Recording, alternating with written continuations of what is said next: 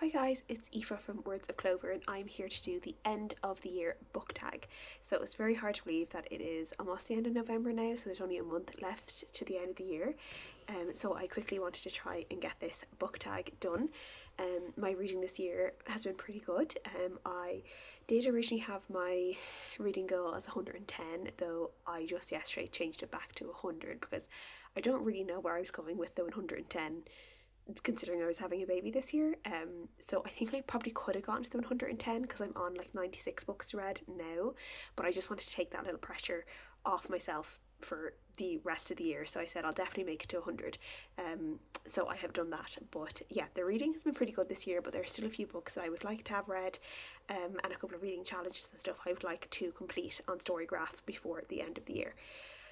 So the first question for this tag are there any books you've started this year that you need to finish? I generally will always read a book start to finish. I don't really have ones kind of languishing on my to be or my currently reading for a while, though I have this year with some kind of pregnancy books and stuff just as I got to certain stages, but I'm past that now, so I'm back to reading books from start to finish, though come December, January I'm going to start reading those weaning books, so they'll probably be back on that kind of reading things in bits and bobs and pieces and stuff like that. But for my currently reading, I have two books that I'm currently reading, so I obviously need to finish them by the end of the year.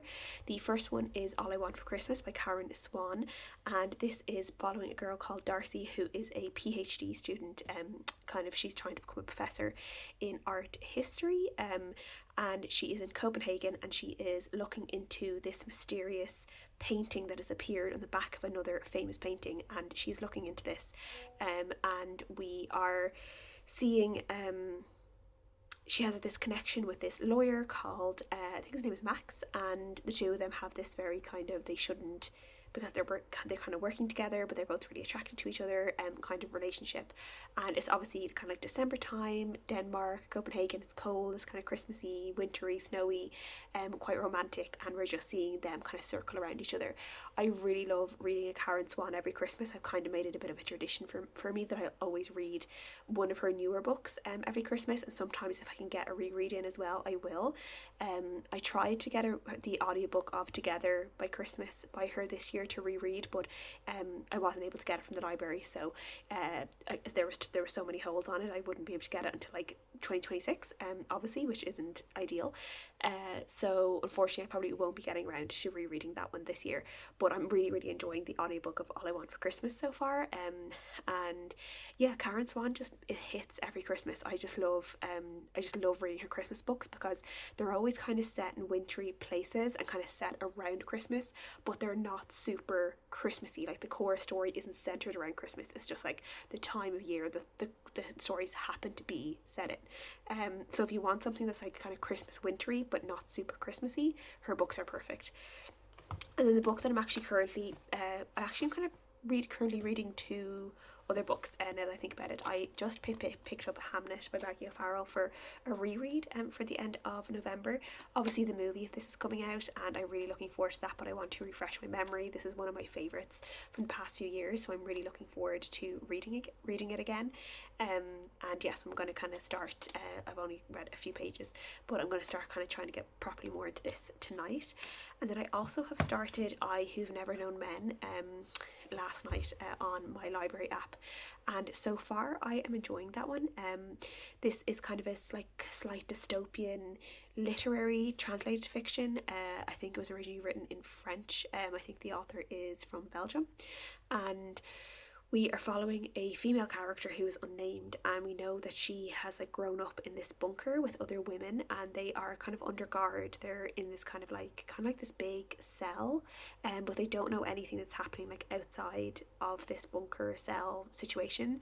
And the character that we're following knows nothing of the outside world at all, because she was like has grown up in this place, and we know that something's happening, but we don't quite know what it is, and it seems to be this kind of end of the world scenario, mystery situation. So I don't really know what's happening, but so far I am intrigued, and I'll continue on that. And it's a pretty short book, it's under 200 pages, so hopefully I'll get through that one. I might finish it by the end of November, who knows, today's the 27th, so I might finish it by the end of November, or I might not, we'll see. Question number 2 is, do you have any autumnal book to transition you to the end of the year? For me, for like once I get into like October time, I do like to pick up, I'm kind of like, basic bitch in that sense. I do like to pick up some kind of like magic-y witchy books.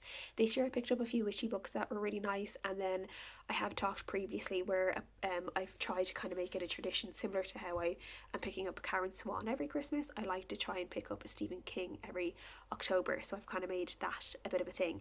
And then in November I do try and pick up, this year is a little bit different because of obviously life reasons, but November I do normally try and read more non-fiction, though this year I haven't done that, but I do like to pick up some non-fiction.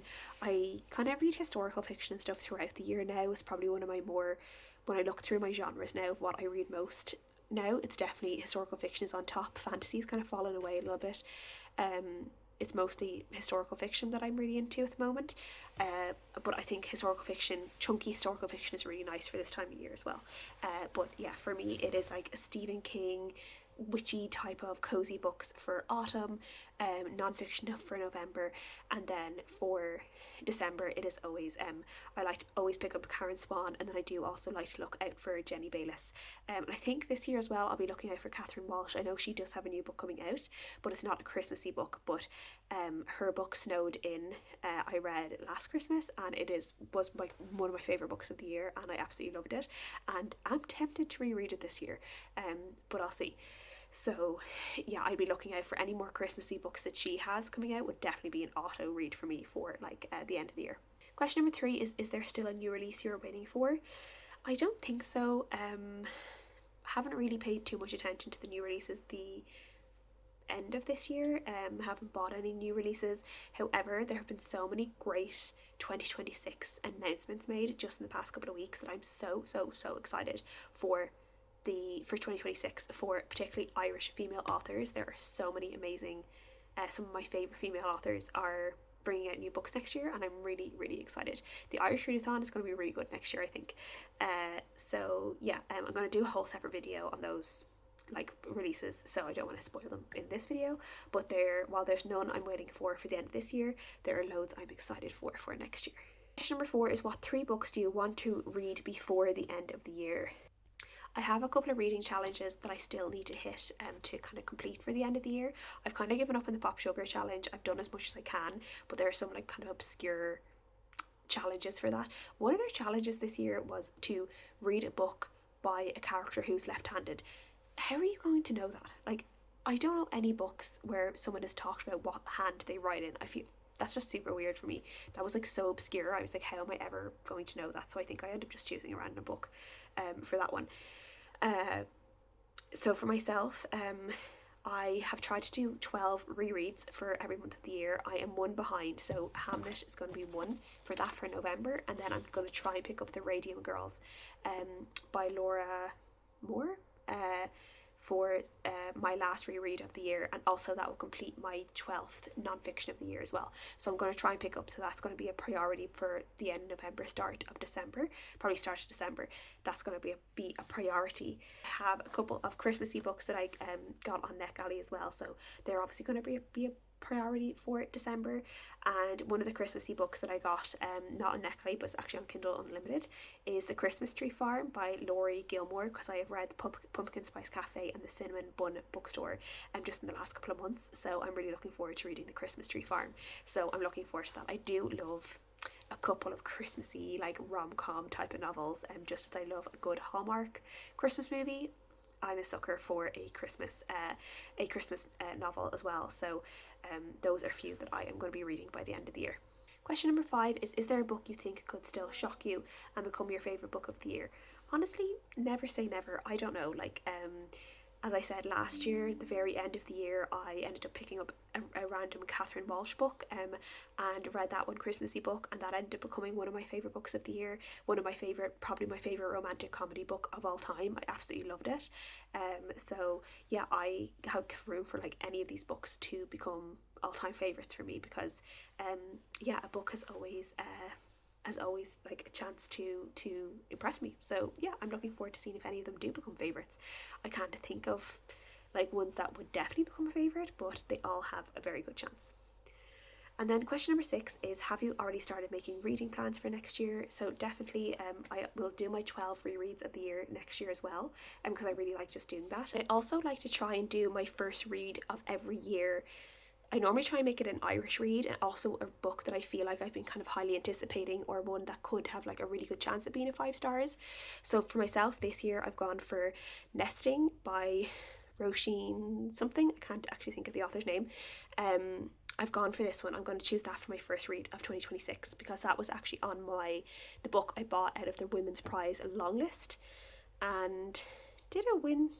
I can't remember if it won or not. I can't remember what won the Women's Prize this year now. A lot of things are a blur from this year. But I just think I'm really going to like that one. So I have that one as set as my first read of 2026, and I'm really, really looking forward to it. So so my 12 rereads, Nesting is going to be my first book of 2026, my 12 non-fiction, and then I'm thinking every couple of years I try and do maybe translated fiction. I've tried to do 12 translated fiction every year. Don't know if I'd get that next year. I will do 6 translated fiction next year and half it, so like one every 2 months might be more of a more reasonable goal for myself. So yeah, and those are some of my reading plans. So this is just a very simple, short, quick end of the year book tag. Please let me know what you guys like have any plans for the end of the year. Are there any books you or authors you love to read in December? Have you any plans for like your reading next year? I would love to know do you know already what your first book of 2026 is going to be? Are you like me and kind of put like, not pressure, but like do you get a little bit excited picking your first book of the year? Because I do. So I would love to know if other people are the same. Thank you guys so much for watching and for all of your support as always. I know videos are a bit choppy and rushed and not as polished, though I mean they were never really polished, but they're certainly not very polished at the moment, while I try and just fit everything in. Thank you guys for all your lovely comments and support and everything. I always really, really appreciate it, and thanks so much for watching, and I'll see you guys again next time. Bye.